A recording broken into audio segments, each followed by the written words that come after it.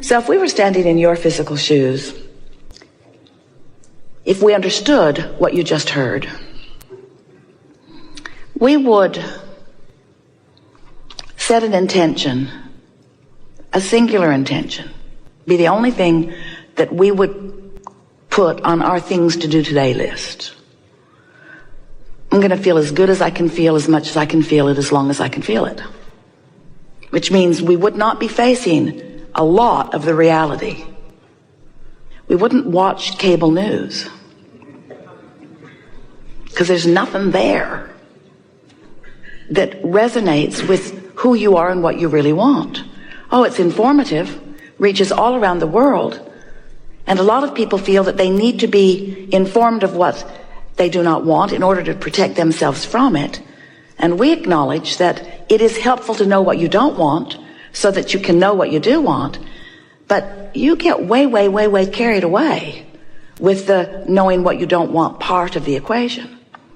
So we try to simplify it for you by saying, you were source energy before you came into this physical body, and a part of you came into this physical body, and this part of you came in. We're talking fast because we know you've heard it many times. Part of you comes in that physical body, and you explore the contrast, and you know what you don't want, you know what you do want, and you send off rockets of desire. And every time you send off a rocket of desire, that rocket of desire becomes a permanent resident of your vortex of creation. And the source within you becomes vibrationally aligned with that new leading edge desire that you have ferreted out from the contrast that you have so decidedly chosen to live when you made the decision to come into this physical body. So you've launched a rocket of desire, but you've done more than that. From your physical format, you have caused the larger part of you to expand, and the larger part of you, that inner being part of you that was you before you were you in your physical body, that still is you even though you are in this physical body, this non-physical counterpart, this inner being, this source part of you has evolved because of what you've just lived. And as that part of you has evolved because of what you've just lived, now you have a choice of whether to keep up with that evolution or not. And that's what your emotions are. The better you keep up with the expansion that you have carved out of this life experience, the better you feel. But if you launch rockets of expansion, and the source within you becomes the equivalent of that expansion that you've asked for, and you stay focused upon the problem that caused you to launch the rocket, then there's a vibrational gap between you and you that you feel in the form of emotion. But that's okay, because that's step one. You knew that that was essential. You knew that it was necessary to know what you don't want in order to know what you do want. And you also knew that it was logical for you to be more of a vibrational match to what is than to what is coming next, because what is has a lot of your attention. Have you noticed? Because you can see what is, and you can hear what is, and you can smell what is, and you can taste what is, and you can feel what is. It's so real. It's why you want to call it reality. This is real. We say, yes, but it's temporary, and it's the bouncing off place from where you are. So if you sift through the real reality of what you are living, and you look for the best parts of it, and you hold the best parts of it as your object of attention, so that the vibration that you are offering chronically is about that, then your point of attraction allows you to receive more and more and more and more and more of those things that you have been asking for. So for a while, we've been telling you about step 1, step 2, step 3. Step 1 is you sift through contrast and you ask. And step 2 is, since you've launched that rocket of desire, source has become the equivalent of it. In other words, when you ask, it happens immediately, what you ask for. But step 3 is, you have to find a way of, not just for a moment, not just for a flash, not just in an odd moment of influence by someone else, but you have to find steady, chronic resonance with what you're asking for. In other words, you can't want more money and feel resonance with lack of money and get more money. You got to feel resonance with more money. And our physical friends say, well, thanks a lot. Give me some money and I'll resonate. We say, we know you want the reality first and the resonance later, but that's not the way it works. And often you say, well, I don't know for sure that that's true, Abraham, because I don't think I was being that deliberate about a lot of things in my life. And yet well-being pretty much surrounds me on lots of subjects. And we say that is because the well-being is the dominant part of that which you are about. It's natural for well-being to follow you. You had a lot of well-being resonance going before you even made your entrance into this physical body. That carries you, it does. But when you become deliberate about your vibration, when you deliberately offer your thoughts because you care about that resonance, now you're really cooking. Now you are a deliberate creator. Now you have so much control about what happens around you. And now, and only now, does life begin to really be pleasurable for you, because it takes all of the mystery out of it. It takes all of the chance and luck stuff away. It makes you understand that you can find a position after you've sorted through life, and you can deliberately hold to that vibrational position, and law of attraction will support that position with manifestational, actualized, see it, hear it, smell it, taste it, touch it, evidence. So we like it that you want to be the deliberate creator of your experience, because whether you know it or not, you are the creator of your experience. And a lot of people are doing a lot of that creation by default.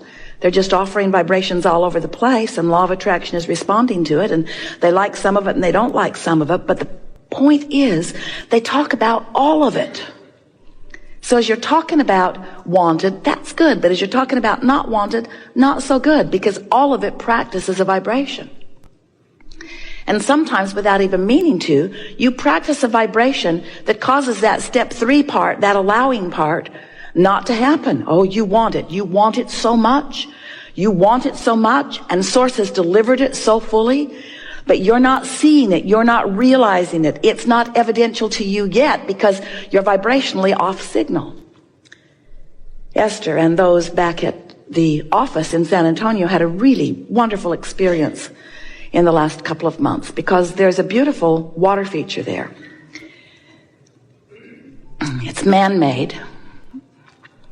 The well pumps the water up to the headwaters, and then it flows down a beautiful stream with some falls and trickles into a big pond down at the bottom.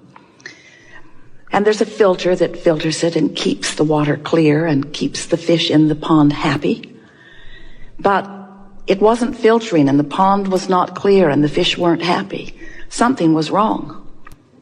And so the pool people came out, and they just assumed that there was something wrong with the filter, so they put a bigger, stronger one in, but it just worked harder and harder, and the pond was still not clearing. The pressure was building in this tank, way more than it should have been. Esther went into the pump house and didn't want to stay because it felt to her that that pump was about to blow up, and she didn't want to be in there with it when it did. She could just feel the strain in its efforting to get the job done, but there was something that was keeping it from doing its job. So then it was discovered that the pond pulls water from the bottom, comes through pipes into the filter. Filter was calling it in, filter was filtering it, and trying to put it back into the pond through some other pipes, but those pipes were completely clogged. Caliche had built up in them, very hard Texas soil. It becomes almost concrete-like. And so several men for several days with several different tools tried to clear out those pipes, chisel away, put the plumber's snake in them. It was obvious that that was not going to happen. And the pipes had enough twists and turns that it was reported to Esther, we are not going to make this happen this way. And so the idea seemed obvious. Well, we're going to need some more pipes putting the water back into the pond.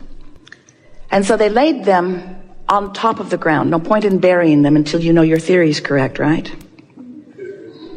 So they put the pipes on top of the ground, and now, the pressure tank is happy. The filter. Oh, what a sigh of relief it breathes as the water is now flowing back easily into the pond. Seems very simple, doesn't it? Water out, clean it up, put it back. Step 1, step 2, step 3. And so we are suggesting to you that you give up on trying to clean out your pipes, because there's a lot of gunk in there, and a lot of it's been there for a long time, and it's hardened. It's become immovable. But you could lay some new pipes. You could lay new plumbing. You could put new inlets. You could much more easily just establish some new ideas about some new things. And you'll discover on those new ideas that when you ask, it is given. And in your absence of clogged pipes, what is given is recognized by you, is revealed to you, is realized by you, is experienced by you very, very quickly. And this is our way of saying to you, rather than coming to a gathering like this with things that you are aware of that are not working as well as you'd like them to, with issues that you want to discuss, if you will start with new things that you have not yet clogged your pipes about, you will allow these universal laws to deliver to you results of your clear thought, and you will begin to feel your true power. That's the only way that we know that our human friends, we love you so much, can begin to know their worthiness. Because when you ask and it feels like it isn't given, you stop feeling worthy. You start trying to explain why you're asking and not getting when it looks like that one's asking and getting and that one's asking and getting.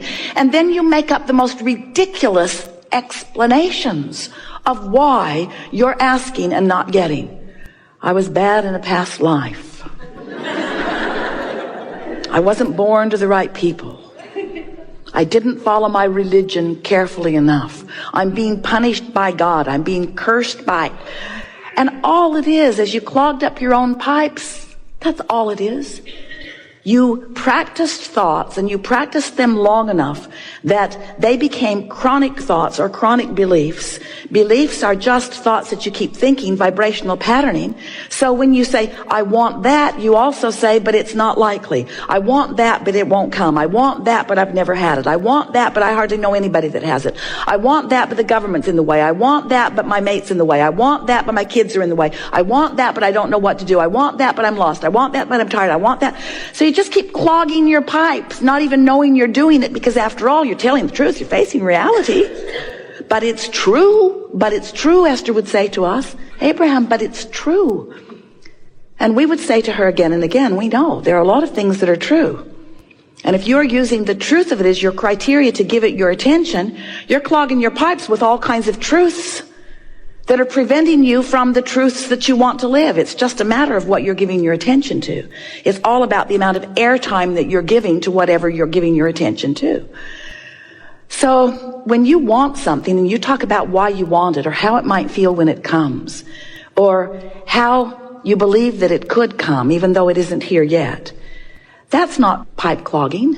That's laying new avenues for what you want to flow to you. But when you explain why you think things aren't working out for you, every word you speak puts a little more caliche in your pipe. And we don't care where you live. Puts a little bit more of that obstacle in your way. So we like that analogy. Like all analogies, there is no perfect analogy. But we want you to realize that you are the creator of your own reality, and that you get to choose what you are giving your attention to. And the more choices you make that feel good when you make them, the clearer your flow. And the more easy it is for you to be in the vibrational place to feel the inspiration so that what you want can begin to flow into your experience. You know how it works? That you ask, and it becomes a vibrational reality first. Our physical friends say, well, that's not very exciting to me. I don't want a vibrational reality. I want a real reality. I want one that I can experience with my physical senses and that others can observe as they look at me. And we say, well, then what you've got to do is figure out what you're doing with your point of attraction, because you put it into the vortex, and the vortex has been gathering all of the cooperative components for everything that you want, and is delivering it back to you.